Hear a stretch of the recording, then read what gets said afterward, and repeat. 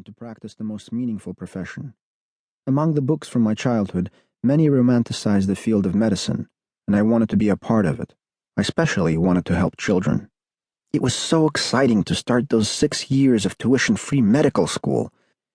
My time as a student began with service to the state, required work for the glory of the socialist motherland, as our saying went. On the day before my first year began in August 1958, we newly fledged students were informed that we were being entrusted with a high honor of helping kolkhoznik farmers harvest the cornfields of Sarata Nova, located about 42 miles southwest of Kishinev.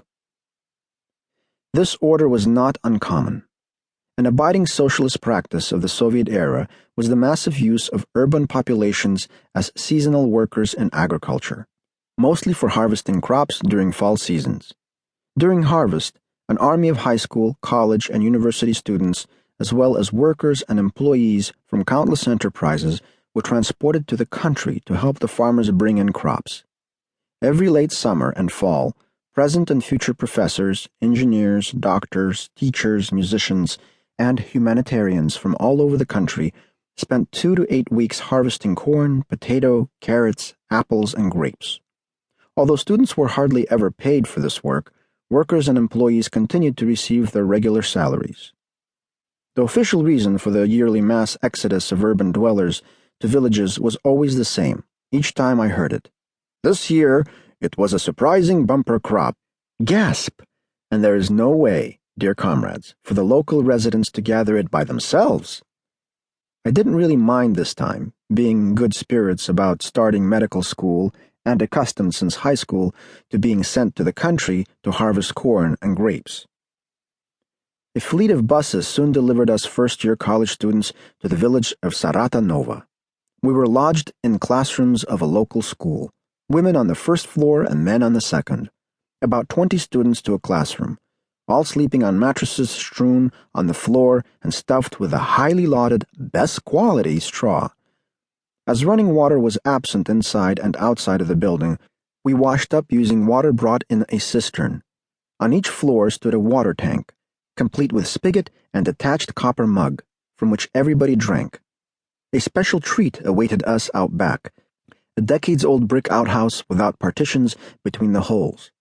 Undoubtedly built way back during the October Revolution, this most attractive facility accommodated up to 15 of us students on full display at the same time, putting into practice the Russian expression «От общества секретов нет», or «There are no secrets among community members». Young, heady, and exuberant about the opportunity to fight hard for my medical career, I worked steadily in the cornfields and, yes, sang with loud gusto for 4 weeks.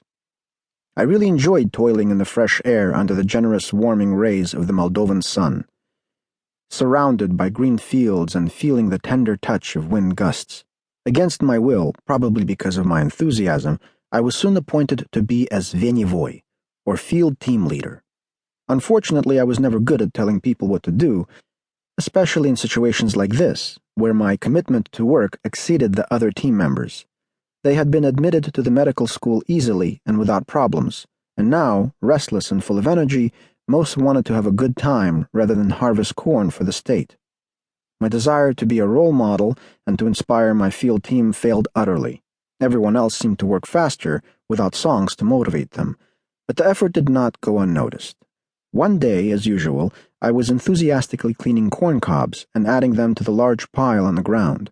Full of zeal, I was singing my own words to the melody of a popular song, Rio de Janeiro. To village Sarata Nova, I came to harvest corn, and now I am sure that here I was born. 2 of our notables suddenly stepped out from a thicket of tall corn plants to my left. The Komsomol, all-Union Leninist Young Communist League, leader Petru Sarakutsa, recently discharged from the army, and one of the senior students, Starosta, Kolya Chernenko, had been observing my fired-up labor. They walked past, speaking to each other and ignoring me completely. "I told you, Kolya," insisted Sarakutsa. "Even though he is a Jew, this guy, Tsesis, works like a horse.